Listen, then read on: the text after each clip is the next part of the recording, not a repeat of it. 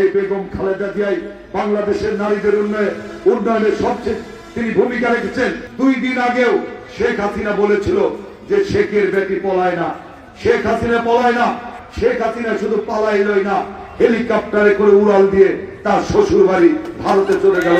শেখ হাসিনা বিনা বিচারে 6.5 বছর আমাদের এই মা তুল্য নেত্রীকে জেলখানায় রেখেছিল। প্রিয় ভাইরা আমার, যেদিন খালেদা জিয়াকে জেলখানায় নেওয়া হয় আমরা টিভিতে দেখেছি তিনি সুন্দরভাবে হাঁটতে হাঁটতে গাড়িতে উঠে তিনি জেলখানায় গিয়েছিলেন।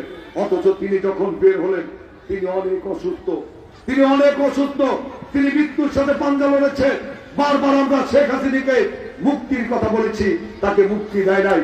তারপরে যখন শেখ হাসিনার পতন হলো তিনি মুক্তি পেলেন অত্যন্ত অসুস্থ অবস্থায়।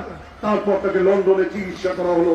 এখনো তিনি অসুস্থ, এখনো তিনি গত 3 দিন পূর্বে আপনারা জানেন যে তার অত্যন্ত শ্বাসকষ্ট হচ্ছিল, তাকে হাসপাতালে নেওয়া হয়েছে, তিনি আইসিইউতে আছেন। আজকে বাংলাদেশের প্রত্যেকটা মসজিদে আমরা তার জন্য দোয়া করেছি। আপনারা মা বোনেরা তার জন্য দোয়া করবেন। এই বেগম খালেদা জিয়াই বাংলাদেশের নারীদের উন্নয়নে সবচেয়ে তিনি ভূমিকা রেখেছেন। জীবনের সব আয়োজন এখানে একসাথে। খালেদা জিয়া যখন প্রধানমন্ত্রী ছিলেন তিনি আমাদের মা বোনদের ডিগ্রি পর্যন্ত বেতন, অবৈতনিক বেতনে আমার মা বোনরা লেখাপড়া করেছে, আমার বোনেরা লেখাপড়া করেছে। কাজেই আমাদের বাংলাদেশের ইতিহাসে প্রথম মহিলা প্রধানমন্ত্রী হয়েছেন বেগম খালেদা জিয়া, এবং এশিয়ার মধ্যে 2য় প্রধানমন্ত্রী হয়েছেন আমাদের বেগম খালেদা জিয়া। সেই নেত্রীর জন্য আপনারা দোয়া করবেন। তারেক রহমান সদরের সন্তানকে আগামী দিনে মূল্যায়ন করবে। প্রিয় ভাইরা আমার, আজকে দেখেন যে শেখ হাসিনা সীমা লঙ্ঘন করেছিল, ছাত্র জনতার উপর গুলি করেছিল।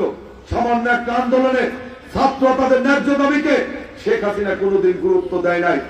আপনারা জানেন যে 5ই আগস্ট ছাত্র জনতার গণ অভ্যুত্থানের 2 দিন আগেও শেখ হাসিনা বলেছিল যে শেখের বেটি পলায় না, শেখ হাসিনা পলায় না। কিন্তু 5 তারিখে ছাত্র জনতা যখন কোটি কোটি মানুষ বঙ্গভবন ঘিরে ধরল, ঠিক সেই সময় শেখ হাসিনা শুধু পালাইলই না, হেলিকপ্টারে করে উড়াল দিয়ে তার শ্বশুর বাড়ি ভারতে চলে গেল। সেখান থেকেও আজকে নির্বাচন বানচালের ষড়যন্ত্র করছে। আমরা বলতে চাই দীর্ঘ 16 বছর পর বাংলাদেশের জনগণ ভোট দেওয়ার জন্য উন্মুখ হয়ে আছে। বিশেষ করে আমার তরুণ ভাইরা, আমার তরুণ বোনেরা যারা নতুন ভোটার হয়েছে কিন্তু ভোট দিতে পারে নাই, আজকে তারাও কিন্তু উদ্গ্রীব হয়ে আছে। তাই আমরা মনে করি আগামীতে একটা সুষ্ঠু নির্বাচন হবে। সেই নির্বাচনের মধ্য দিয়ে ইনশাআল্লাহ আগামী দিনে বিএনপি ক্ষমতায় আসবে, দেশ নায়ক তারেক রহমান বাংলাদেশের প্রধানমন্ত্রী হবে। এবং আমি আপনাদের সদরের সন্তান হিসাবে যদি এমপি নির্বাচিত হতে পারি, আমি টাঙ্গাইলকে একটা নিরাপদ টাঙ্গাইল হিসাবে গড়ে তুলবো, যেখানে সন্ত্রাস থাকবে না, মাদক থাকবে না, চাঁদাবাজি থাকবে না, মা বোনেরা স্বাচ্ছন্দ্যে রাস্তায় চলাফেরা করতে পারবে। প্রিয় ভাই আমার,